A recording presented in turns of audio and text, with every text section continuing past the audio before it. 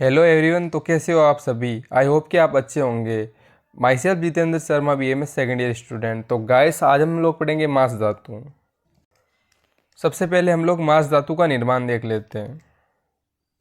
तो हमने पिछले लेक्चर के अंदर ये देखा था कि आहार से आहार रस बनता है, फिर इससे रस धातु बनती है, फिर आगे रक्त धातु बनती है। तो आपने मेरे पिछले लेक्चर नहीं देखे हैं तो आप जाके रस और रक्त का लेक्चर देख लीजिए। पिछले लेक्चर के अंदर हमने देखा था कि रक्त धातु की उत्पत्ति हुई थी, तो वहाँ पे क्या मांस निर्माण के अंश भी बने थे। तो इसी से ही हमारी मांस धातु की उत्पत्ति होगी। तो क्या होता है कि मांस निर्माण अंश है ना, इस पे मांस अग्नि की क्रिया होती है। फिर दो भाग बनते हैं, पहला सार प्रसाद भाग, सेकंड कीट मल भाग। तो मल भाग तो क्या होता है, खमल। सार भाग के दो टाइप्स होते हैं, पहला होता है स्थूल भाग, सेकंड होता है सूक्ष्म भाग। स्थूल भाग से तो क्या होता है, मांस धातु की उत्पत्ति होती है, और सूक्ष्म भाग से उपधातु का निर्माण होता है, वसा क्षर त्वचा का। और यहाँ पे क्या बनता है, मेद निर्माण के अंश। तो यहाँ मेद निर्माण के अंश है, इसी से आगे मेद धातु की उत्पत्ति होगी। तो ये हो गई हमारी मांस धातु की उत्पत्ति। तो मांस धातु हमारी बॉडी को स्पेसिफिक शेप देती है, और ये क्या होती है, थर्ड धातु होती है जो आहार रस से बनती है। तो यही बताया था मैंने आपको कि पहले क्या बनता है, रस, फिर बनता है रक्त, और फिर थर्ड धातु ये मांस, ये बनती है। अब देखते हैं मांस धातु की डेफिनेशन। जो बॉडी को मजबूत बनाती है, स्ट्रॉन्ग एंड बल्की बनाती है, और कवर करती है बोन्स को, टेंडल को, लिगामेंट्स को। And which is responsible for contraction and relaxation of muscle. मतलब ये मसल्स के कॉन्ट्रैक्शन एंड रिलैक्सेशन के लिए रेस्पॉन्सिबल होती है मांस धातु। संपूर्ण शरीर में मांस धातु विभिन्न पेशियों के रूप में दृष्टिगोचर होती है। एक तो ये शरीर के अंदर सेप प्रदान करती है, सेकंड ये बोन्स को गति करने में सहायता भी ये मांस धातु ही करती है। हमारी बॉडी में ये क्या हो गई, स्किन हो गई, बाहर की लेयर, फिर अंदर की लेयर क्या हो गई, बोन्स हो गई। तो इनके बीच में क्या होती है, मांसधरा कला।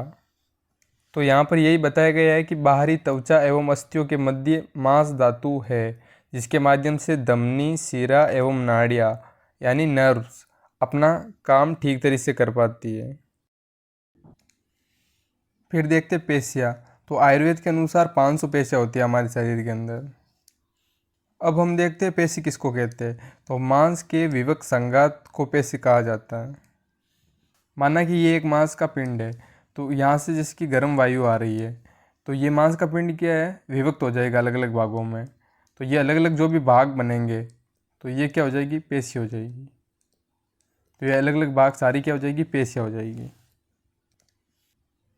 तो मांस धातु की उत्पत्ति तो हमने देखी थी पहले कि मांस निर्माण अंश होता है, उसके दो भाग बनते हैं, सार प्रसाद भाग और सेकंड कीट मल भाग। प्रसाद भाग के दो भाग होते हैं, पहला स्थूल भाग, सेकंड सूक्ष्म भाग। स्थूल भाग से मांस धातु की उत्पत्ति हो जाती है। फिर सूक्ष्म भाग होता है, उससे क्या होता है, उपधातु का निर्माण होता है, जैसे कि यहाँ पे हुआ था वसा और क्षर त्वचा का निर्माण मांस धातु के अंदर। फिर यहाँ पे हमारा ये मेद निर्माण अंश बन गया, तो इससे ही आगे जाके मेद धातु की उत्पत्ति होगी। और फिर ये कीट भाग है जो क्या हो गया, कमल हो गया। अब यहाँ पे चरक ने बताया है कि मांस धातु की उत्पत्ति कैसे होती है। तो वायु, जल, तेज तथा उष्मा से रक्त पक्व होकर स्थिरता को प्राप्त कर लेता है, तो उससे क्या होता है, मांस धातु की उत्पत्ति होती है। रक्त से मांस बनता है ये तो हमको पता ही है, लेकिन चरक ने ये बताया है कि यहाँ पे तीन महाभूत हो गए, वायु, जल, तेज तथा उष्मा से रक्त पक्व होकर, रक्त पक्व होकर क्या करता है, स्थिरता प्राप्त कर लेता है, तो उससे क्या होता है, मांस धातु की उत्पत्ति होती है। तो चरक ने यह बताया है। अब हम लोग देखते हैं मांस का स्वरूप। ये पिछल होता है, भारी होता है, संलक्षण होता है तथा कुछ रक्त वर्ण का होता है। अब हम देखते हैं पर्याय। क्या गया, मांस हो गया, पिसित हो गया, पेशी हो गया, अधिमांस हो। अब हम देखते हैं क्वालिटीज ऑफ मांस धातु। गुरु हो गया, स्तर, स्निग्ध। अब हम देखते हैं लोकेशन। तो मांस व स्रोतस हो गया, मांस धरा कला हो गई। एंड रूट्स ऑफ मांस व स्रोतस क्या हो गया, स्नायु हो गया और स्किन हो गया। और पंच महाभूत संगठन के अंदर क्या है कि यहाँ पे पृथ्वी महाभूत डोमिनेंस है। अब हम देखते हैं मांस धातु के क्रम। तो मांस धातु क्या करता है, मेद धातु एवं शरीर को पोषण प्रदान करता है। तो ये क्या करता है, मेद धातु और शरीर हमारी बॉडी को पोषण प्रदान करता है, एंड लेपन करता है जैसे कि अस्थि का लेपन, एंड धारण करता है, ये शरीर के स्वरूप को प्रकट करता है। समस्त धातु एवं अवयवों के निर्माण में सहायक होता है। आगे पेशियों के बताए समस्त क्रम मांस के ही होते हैं। अब हम देखते हैं मांस पुरुष के लक्षण। मांसाहार व्यक्तियों के अंग मस्कुलर होते हैं।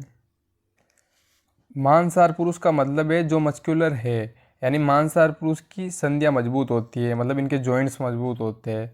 मांसाहार व्यक्ति बलवान, निरोग एवं सुखी होते हैं।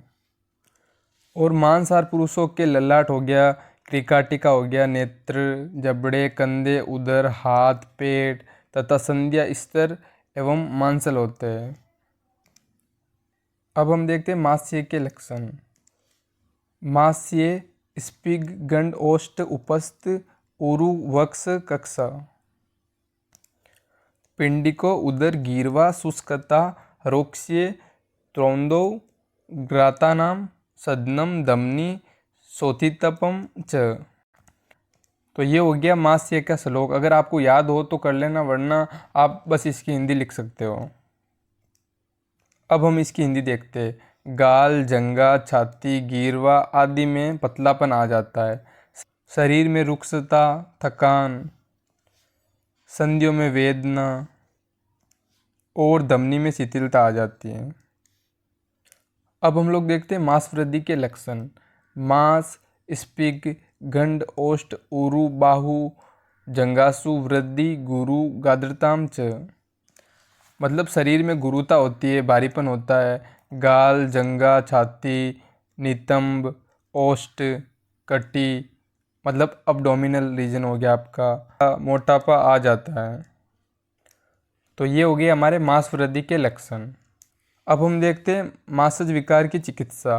तो इन विकारों की चिकित्सा हम लोग पंचक्रम, शस्त्रक्रम, सारक्रम, अग्निक्रम से कर सकते हैं। ये विशेष लाभकर होते हैं। तो guys, like, subscribe, thank you.